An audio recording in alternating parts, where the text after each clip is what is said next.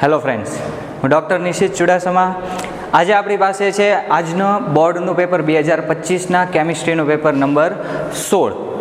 Okay, તો એકંદરે આજનું પેપર MCQના પોઈન્ટ ઓફ વ્યૂથી જોઈએ તો ઘણા બધા ક્વેશ્ચન્સ જે છે એ ઉપયોગોમાંથી અને એવી રીતે થિયરિટિકલ પાર્ટ થોડોક વધારે હોય એ ટાઈપના ક્વેશ્ચન હતા. અને જે થિયરી પોર્શન છે એમાં પણ સ્વાધ્યાયના most of the case question આવેલા છે. એટલે કે એકંદરે પેપર જોવા જઈએ તો એ ઇઝી કહી શકાય એવું છે. MCQનો પોર્શન ઇઝી ટુ મીડિયમની વચ્ચે છે એ રીતે પણ આપણે કહી શકીએ. ઓકે, તો ચાલો એક પછી એક ક્વેશ્ચન આપણે જોતા જઈએ એની આન્સર કી સાથે અને એને સોલ્વ કરતા જઈએ છીએ. ઓકે, તો સૌથી પહેલો ક્વેશ્ચન છે નીચેનામાંથી ગાટરમાન પ્રક્રિયક કયો છે. ગાટરમાન પ્રક્રિયક જે છે એ CuCl HCl નહીં પરંતુ શું આવશે, કોપર અને HCl આવશે. એટલે કે અહીંયા આગળ સાચો આન્સર રહેશે D, copper powder and HCl. Okay, next જે છે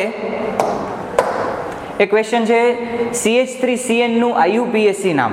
ઓકે, CH3CN એટલે કે અહીંયા ગ્રુપ સાયનાઇડ છે, પણ જ્યારે IUPAC નામની વાત હોય ત્યારે IUPAC નામમાં નાઇટ્રાઇલ આપણે યુઝ કરીએ છીએ. એટલે કે 2 કાર્બનવાળું જે છે એ એટલે કે ઇથેન નાઇટ્રાઇલ તરીકે આવશે. એટલે કે ઓપ્શન સી અહીંયા આગળ કરેક્ટ આન્સર રહેશે.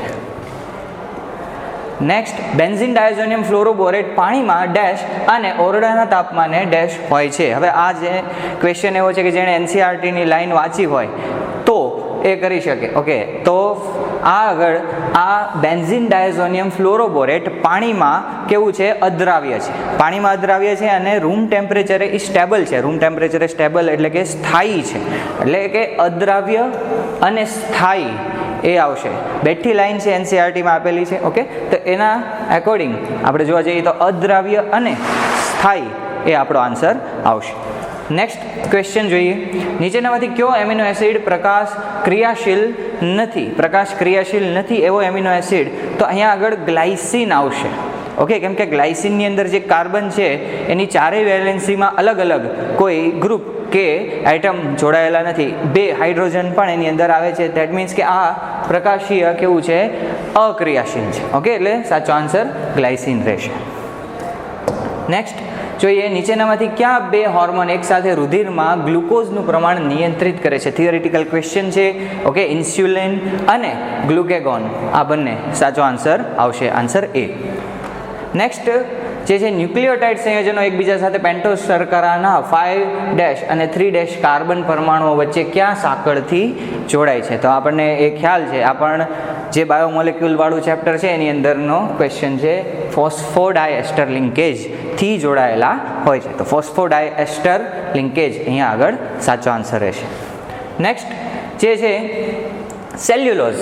સેલ્યુલોઝ માત્ર ખાલી જગ્યા એકમોથી બનેલો પોલિસેકેરાઇડ છે. તો સેલ્યુલોઝ આપણને ખ્યાલ છે ગ્લુકોઝનું બનેલું છે, પણ અહીંયા આગળ પાછું જેને ડીપમાં થોડુંક નહીં વાંચ્યું હોય એને કન્ફ્યુઝન થશે કે આલ્ફા ડી છે કે બીટા ડી છે, પણ એમાં આવશે beta D glucose. Okay, glucose બધાને ખ્યાલ હશે પણ અહીંયા થોડું કન્ફ્યુઝન થઈ શકે એવું હતું. ઓકે, નેક્સ્ટ છે ખાલી જગ્યા ppm ધરાવતા ફ્લોરાઇડ આયનનું પ્રમાણ દાંતને ડાઘા પાડે છે.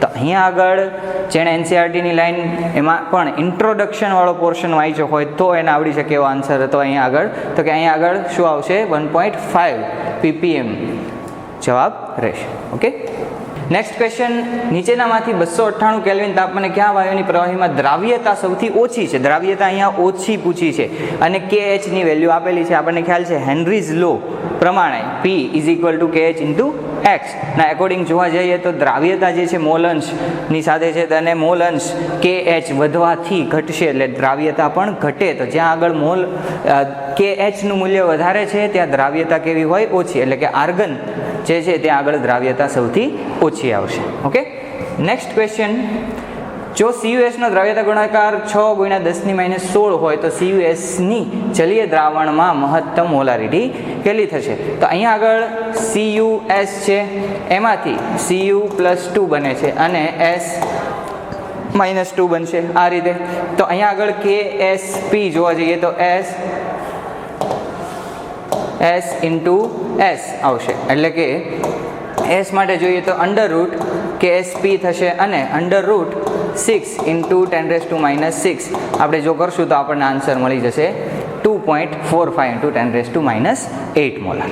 ઓકે, નેક્સ્ટ, દ્રાવક પર પારસ્પરિક ક્રિયાના આધારે નીચેનાને તેમની n ઓક્ટેનમાં દ્રાવ્યતાનો યોગ્ય ચડતો ક્રમ શું છે? હવે n ઓક્ટેન પોતે કેવું છે તો કે અધ્રુવીય. તો અધ્રુવીય હોય એની અંદર અધ્રુવીય કોઈ પણ હોય એ વધારે દ્રાવ્ય હોય અને ધ્રુવીય હોય એ ઓછું દ્રાવ્ય. તો આપણે માત્ર એ જોઈને પણ ખ્યાલ આવી શકે અહીંયા તો કે સાયક્લોહેક્ઝેન જે છે એ કેવું છે? સાયક્લોહેક્ઝેન નોન પોલાર છે, અધ્રુવીય છે, તો એ સૌથી વધારે એની અંદર દ્રાવ્ય થઈ શકે, એટલે કે એક જે છે એ સૌથી વધારે દ્રાવ્ય હોઈ શકે. KCl સૌથી વધારે આયોનિક છે, પોલાર છે, તો ત્યાં આગળ એ સૌથી ઓછું સોલ્યુબલ હોવું જોઈએ, એટલે કે 2 જે છે એ સૌથી ઓછું સોલ્યુબલ. એવા આપણી પાસે 2 ઓપ્શન છે. હવે વાત કરીએ CH3OH અને CH3CN. તો આ બંનેમાંથી ઓક્સિજન ઇઝ મોર ઇલેક્ટ્રોનેગેટિવ. સો અહીંયા આગળ શું થશે તો કે CH3OH ઇલેક્ટ્રોનેગેટિવ વધારે હોવાથી ત્યાં આગળ પાર્શિયલ પોઝિટિવ નેગેટિવ ચાર્જ વધારે હોય છે. દેટ મીન્સ કે ત્યાં પોલારિટી વધારે છે, તો એ ઓછું દ્રાવ્ય હોઈ શકે, એટલે કે અહીંયા આગળ આન્સર આપણો બને છે D. ઓકે, ચાલો નેક્સ્ટ, પ્રોટીનનું 400 cm³ જલીય દ્રાવણ 1.26 ગ્રામ પ્રોટીન ધરાવે છે. 300 કેલ્વિન તાપમાને આવા દ્રાવણનું અભિસરણ દબાણ 2.57 × 10⁻³ બાર જણાયું છે. તો પ્રોટીનનું મોલર દળ કેટલું? આપણને ખ્યાલ છે પાઈ = CRT. આને પણ આપણે અલગ લખી શકીએ આ રીતે, m2/v × r × t. ઓકે, આપણે ફાઇન્ડ કરવાનું છે m2. તો m2 ને જો આપણે કરતા બનાવીએ તો m2 = W2 × 1000 × r × t divided by pi × v. Okay, તો આ સૂત્રની બધી જ વેલ્યુ આપણને આપેલી છે. ઓકે, તો 1.26 ગ્રામ છે, અહીંયા 1000 આવશે, ગુણ્યા 0.083 × 300 કેલ્વિન તાપમાન છે, પાઈ આપણને આપી દીધું છે 2.57 × 10⁻³ ઇન્ટુ વોલ્યુમ જે છે એ 400 cm³ એટલે 400 ml પણ કહી શકીએ, એટલે mlમાં લઈએ છીએ એટલે અહીંયા આગળ 400 મૂકશું. આની કેલ્ક્યુલેશન કરતાં આપણને આન્સર આવશે એ 30519. તો આ આન્સર આપણો સાચો છે. ઓકે,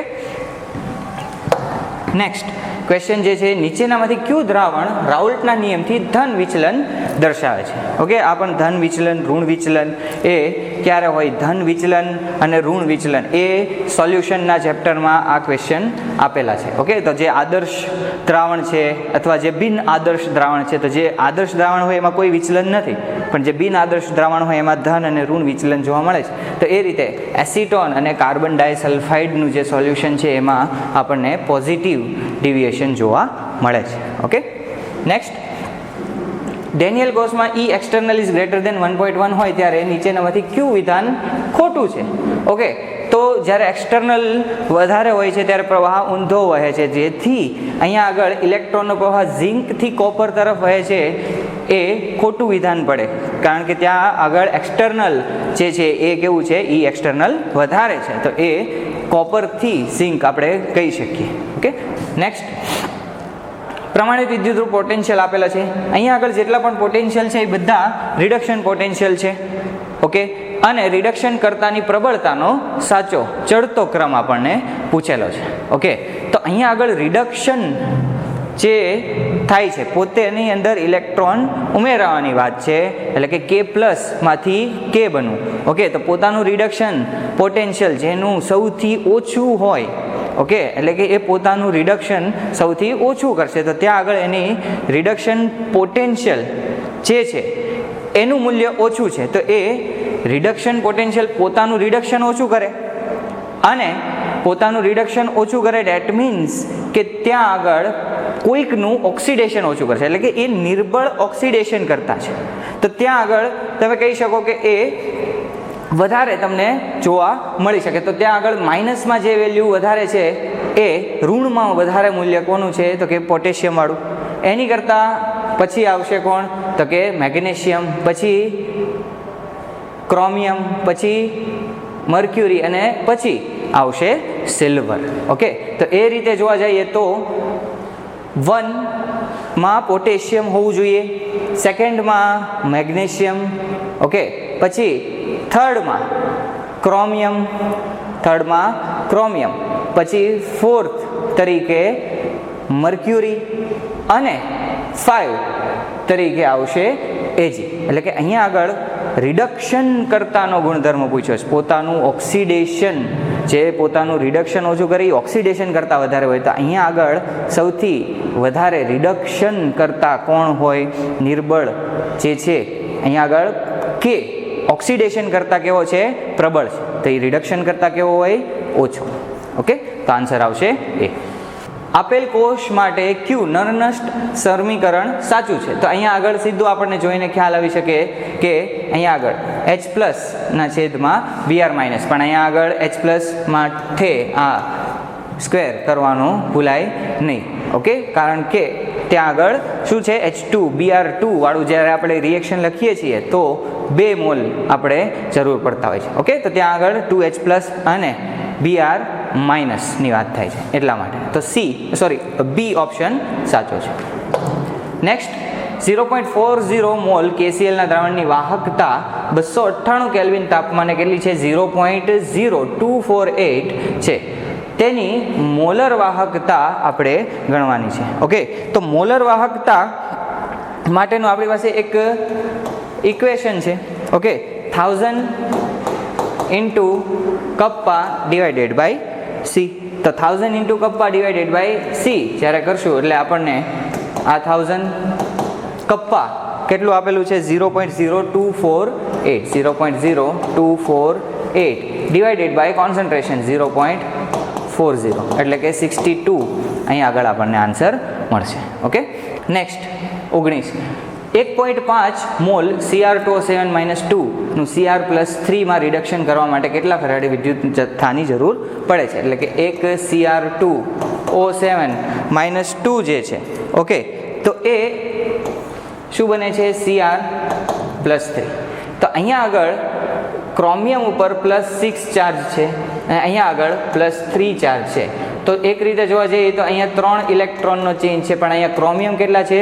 2, એટલે કે ઇન્ટુ 2 એટલે કે 6 ઇલેક્ટ્રોનનો ચેન્જ આવે છે. એટલે કે 1 મોલ માટે 6 ઇલેક્ટ્રોનનો ચેન્જ છે અને આપણને આપેલા છે 1.5 મોલ.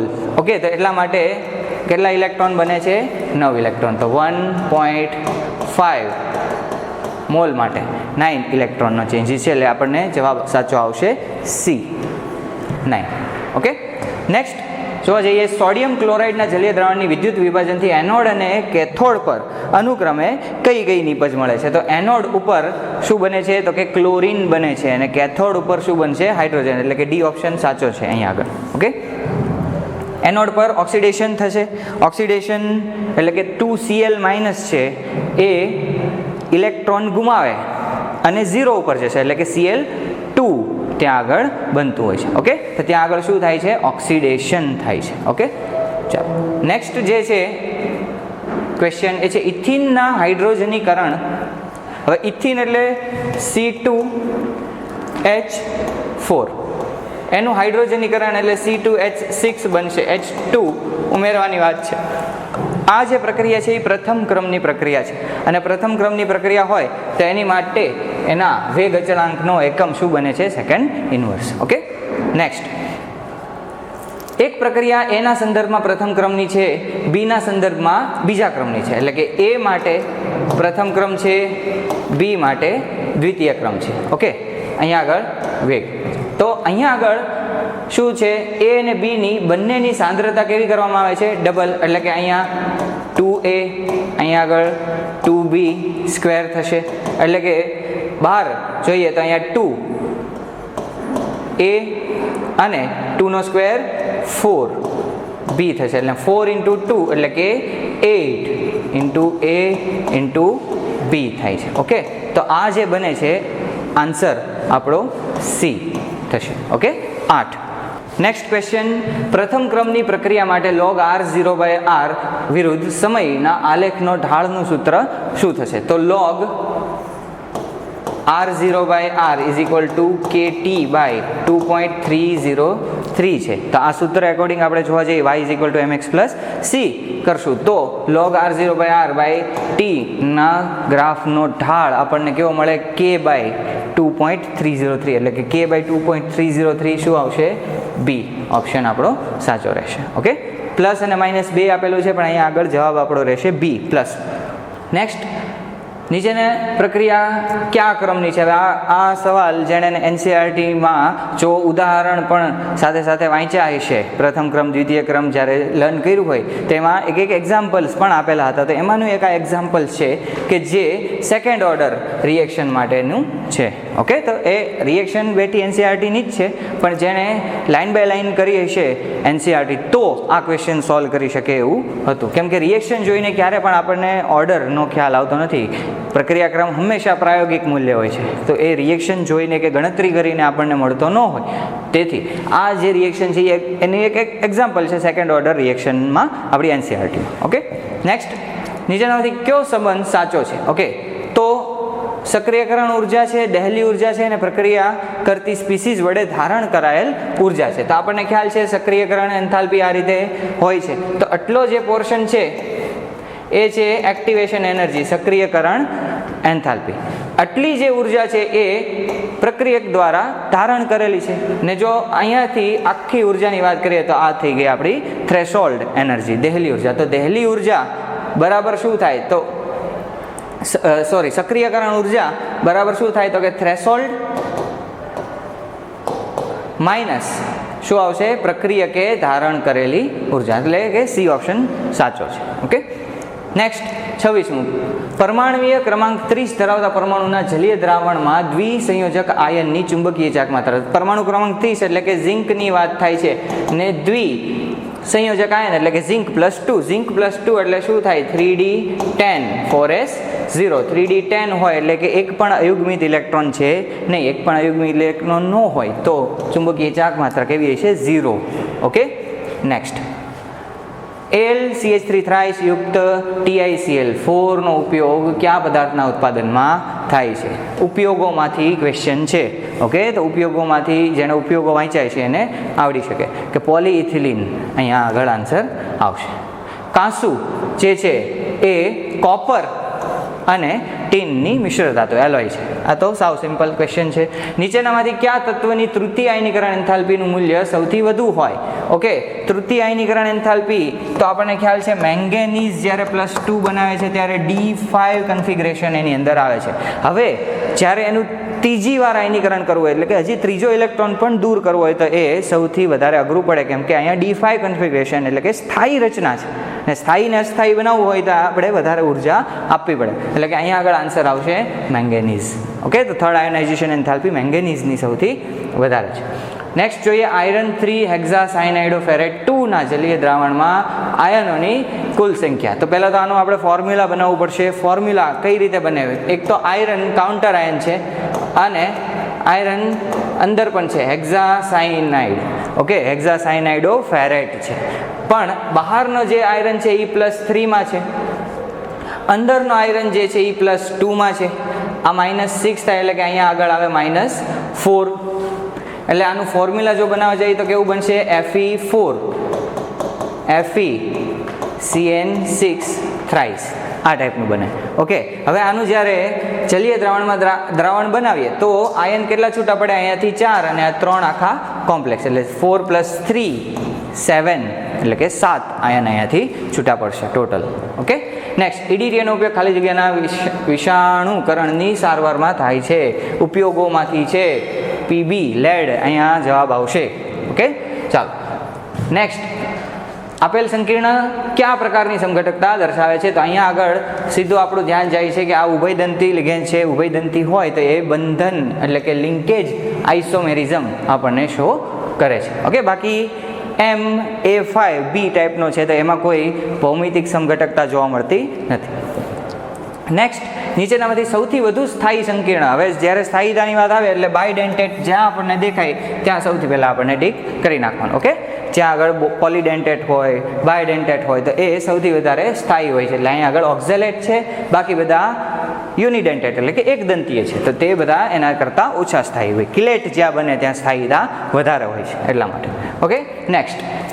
આપેલ સંકીર્ણમાં રહેલા ધાતુ આયનની પ્રાથમિક અને દ્વિતીયક સંયોજકતાના મૂલ્યો અનુક્રમે કેટલા છે? હવે જો કોબાલ્ટ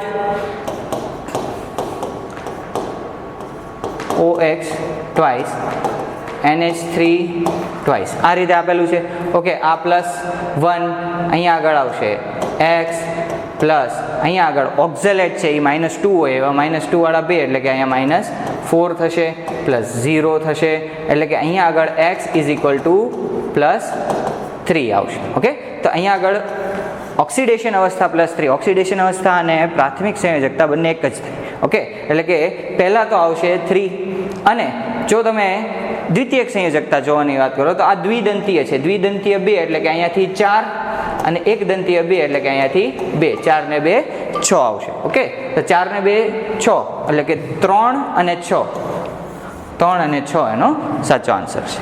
ઓકે, નેક્સ્ટ જોઈએ, કયો પોલીહેલોજન સંયોજનોનો ઉપયોગ ફ્રીઓન પ્રશીતક R22ના ઉત્પાદનમાં થાય છે? આ પણ હેલો આલ્કેન હેલો એરિનના જે છેલ્લા કમ્પાઉન્ડ્સ આપેલા છે એમાં જેનું ધ્યાન ગયું એને જેણે સિરિયસલી લીધું હોય તો આ ક્વેશ્ચન આવડી શકે એવો છે. અહીંયા આગળ આવશે ક્લોરોફોર્મ.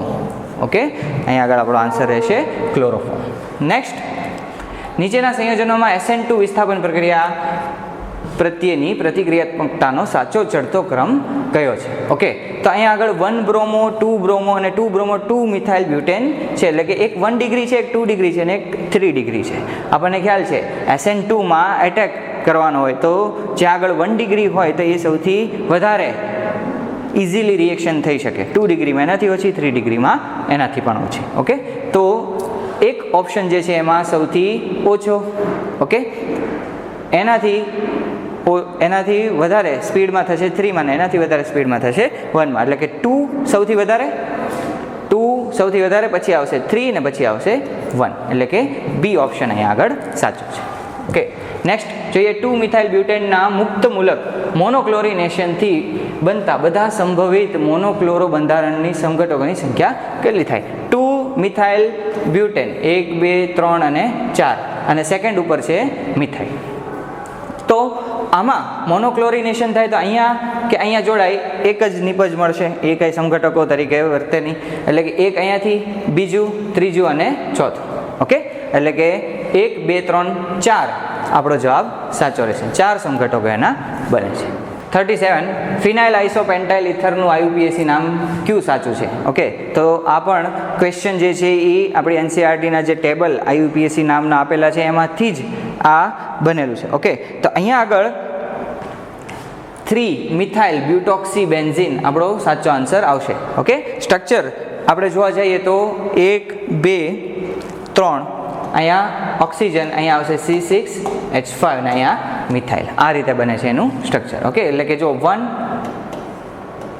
2 3 ઉપર શું લાગેલું છે? મિથાઇલ, એટલે કે 3 મિથાઇલ 1 2 3 4 બ્યુટોક્સી, એટલે કે 3 મિથાઇલ બ્યુટોક્સી C6H5 એટલે કે બેન્ઝીન. ઓકે, 3 મિથાઇલ બ્યુટોક્સી બેન્ઝીન આ રીતે બનશે. ઓકે, નેક્સ્ટ, C6H5OH માં COH નો બંધ કોણ અને કાર્બનનું સંકરણ આપણને પૂછેલું છે. ઓકે, તો કાર્બનનું સંકરણ અહીંયા આગળ બેન્ઝીન રિંગનો કાર્બન છે એટલે ત્યાં સંકરણ આવશે sp2, અને COHમાં બંધ કોણ જોવાનો હોય તો ત્યાં આગળ ઓક્સિજનનું સંકરણ મેટર કરે છે, અને ઓક્સિજનનું સંકરણ અહીંયા આગળ કયું હોય? 2 બોન્ડ પેર 2 લોન પેર, એટલે કે sp3 સંકરણ છે ઓક્સિજનનું, એટલે અહીંયા આગળ આવે 109 ડિગ્રી 28 મિનિટ. ઓકે, એટલે કે આપણો આન્સર જે બને છે એ છે બી ઓપ્શન જે છે એ સાચો છે. ઓકે, નેક્સ્ટ, નીચેની પ્રક્રિયાની સાચી નિપજો ઓળખો. ઓકે, તો અહીંયા આગળ સાચી નિપજ તરીકે જોવા જઈએ તો બોન્ડ બ્રેક થાય HI, એટલે કે જ્યાં આગળ અહીંયા તૃતીયક કાર્બન છે તે આયોડિન જોડાશે અને C2H5 સાથે હાઇડ્રોજન જોડાશે, એટલે કે ઇથેનોલ બને છે, અને આ ડી આપણી જે નિપજ બનશે એ. ઓકે, નેક્સ્ટ, ઓર્થો અને પેરાનાઇટ્રોફિનોલ સમઘટકોને કઈ પદ્ધતિથી અલગ કરી શકાય? ઓર્થો અને પેરાનાઇટ્રોફિનોલ જે છે એ કેવા છે તો કે એ બંનેના ઉત્કલન બિંદુમાં ફેરફાર હશે. તો એટલા માટે એને જો અલગ કરવા હોય તો એને સિમ્પલ ડિસ્ટિલેશનથી આપણે એને અલગ કરી શકીએ. તો અહીંયા આગળ વરાળ નિસ્યંદનથી પણ એને આપણે અલગ કરી શકીએ છીએ. બાકી એનું અવક્ષેપણ છે, સ્ફટિકીકરણ, ઉર્ધ્વપાતન વગેરે જે છે એ એટલું બધું ઇફેક્ટિવ સેપરેશન કરી શકતું નથી. Okay, next. નીચેનામાંથી કયું સંયોજન સૌથી વધુ pKa મૂલ્ય ધરાવે છે? સૌથી વધુ pKa મૂલ્ય ઇન ધ સેન્સ અહીંયા આગળ એસિડિકતા એની કેવી હોવી જોઈએ? સૌથી ઓછી એસિડિકતા હોવી જોઈએ. ઓકે, અહીંયા આગળ જ્યાં જ્યાં નાઇટ્રો લાગે છે એ નાઇટ્રો એસિડિકતામાં વધારો કરે છે. ઓકે, અહીંયા આગળ ફિનોલમાં પણ શું છે? રેઝોનન્સથી સ્ટેબિલાઇઝ થઈ જાય છે. તો વધુ કયો ઓપ્શન? તો કે બી, ઓર્થોક્રેસોલ. તો અહીંયા આગળ ઓર્થોક્રેસોલ જે છે એ સૌથી વધારે pKa મૂલ્ય ધરાવે છે. Okay, next. સિનેમાલ્ડિહાઇડમાં હાઇડ્રોજન પરમાણુની સંખ્યા. તો સિનેમાલ્ડિહાઇડમાં હાઇડ્રોજન પરમાણુની સંખ્યા CH double bond CH CHO. તો અહીંયાથી 1 2 3 4 5 6 7 અને 8 હાઇડ્રોજન આવશે. ઓકે, તો અહીંયા આગળ હાઇડ્રોજનની સંખ્યા 8 છે. નેક્સ્ટ. નીચેની પ્રક્રિયામાં ક્યાં નિપજને ઓળખો? ઓકે, અહીં Hg+2 HgSO4 છે એટલે કે આ બોન્ડ બ્રેક થશે અને ડબલ બોન્ડ O ત્યાં એટેચ થાય એટલે કે શું બને છે? પ્રોપેનોન અહીંયા આગળ બનશે. Okay, CH3CO CH3. Okay, next. નીચેની પ્રક્રિયામાં Y ને ઓળખો. ઓકે, અહીંયા આગળ ઓક્ઝાઇમ, આલ્ડોક્ઝાઇમ બને છે. તો આલ્ડોક્ઝાઇમ ક્યારે બને? જ્યારે NH2OH સાથે એની પ્રક્રિયા થતી હોય ત્યારે ઓક્ઝાઇમ બનતા હોય છે. Okay, next. કયું સંયોજનો કેનિઝારો પ્રક્રિયા આપશે? તો કેનિઝારો પ્રક્રિયા કયું આપી શકે? તો અહીંયા આગળ તમે જોશો એસિટોન, ઇથેનાલ, ફોર્મિક એસિડ. તો એ બધામાં મિથેનાલ HCHO જે છે એ કેનિઝારો પ્રક્રિયા આપશે. Okay, next. નીચેની પ્રક્રિયામાં નિપજ શું મળશે? સાયક્લોહેક્ઝિન છે, સાયક્લોહેક્ઝિન છે. ઓકે, અને KMnO4H2SO4 વડે એનું ઓક્સિડેશન થાય છે એટલે કે આ બોન્ડ તૂટશે. 6 કાર્બન છે અને બંને જગ્યાએ COOH એટલે 6 કાર્બન વાળું બંને સાઈડ કાર્બોક્સિલિક એસિડ હોય તો એવું કયું એસિડ છે? એડિપિક એસિડ. ઓકે, તો 6 કાર્બન છે, ડબલ બોન્ડ OH, આમાંથી જે બનશે એ આ રીતે double bond OH 1 2 3 4 5 6 double bond OH આ રીતે નિપજ મળશે. Okay, next.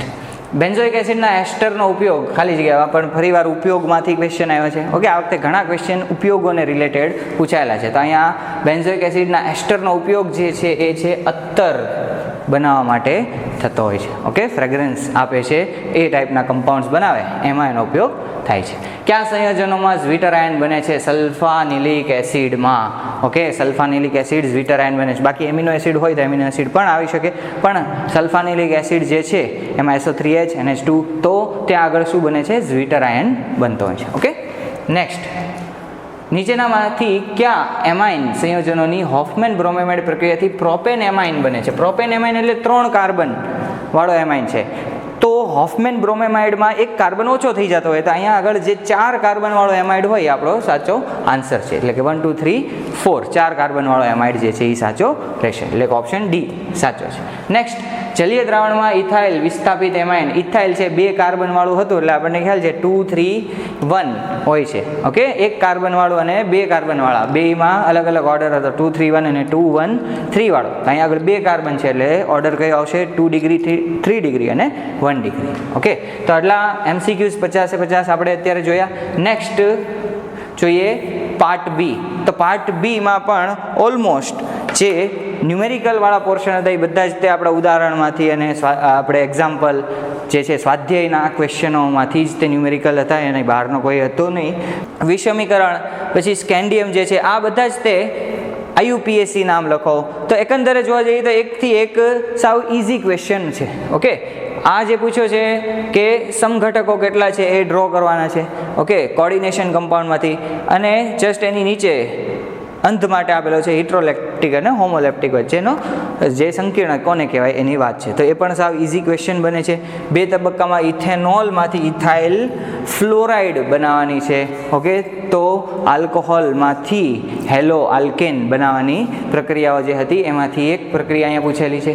તો આ એકથી એક તમે જોશો, આ પણ જે છે આ સૂત્ર તારવવાનું છે ધાર બિંદુ અવનયન માટેનું છે. ઓકે, પછી નેક્સ્ટ ઇલેક્ટ્રોના છે ક્વેશ્ચન્સ અને એસિડિક દ્રાવણમાં KMnO4ની પ્રક્રિયાઓ છે. DNF બ્લોકમાંથી પૂછાયેલો ક્વેશ્ચન છે KMnO4ની પ્રક્રિયા. દર વખતે એવું હોય છે કે બનાવટના ક્વેશ્ચન પણ આવે છે K2Cr2O7 KMnO4. આ વખતે રિએક્શનનો ક્વેશ્ચન પૂછેલો છે. ઓકે, તો ક્યારેક બનાવટ પૂછે છે, ક્યારેક રિએક્શનો પૂછે. તો આ વખતે રિએક્શન પૂછાયેલી છે KMnO4ની. ઓકે, નેક્સ્ટ ઓર્ગેનિકમાં નેમ રિએક્શનમાં જોવા જઈએ તો નેમ રિએક્શનમાં શું પૂછાયેલું છે? રિમાર્ટીમાન પ્રક્રિયા. ઓકે, આ જે કંઈ દાખલા છે સ્વાધ્યાયના દાખલા અહીંયા આગળ પૂછેલા છે. ઓકે, તો એકંદરે થિયરી પોર્શન ખૂબ ઇઝી છે. MCQ કહી શકીએ કે ઇઝી ટુ મીડિયમની વચ્ચે, મીડિયમથી થોડુંક સહેલું કહી શકાય ને ઇઝીથી થોડું અઘરું કહી શકાય એવા ફોર્મમાં હોય છે. Okay, thank you.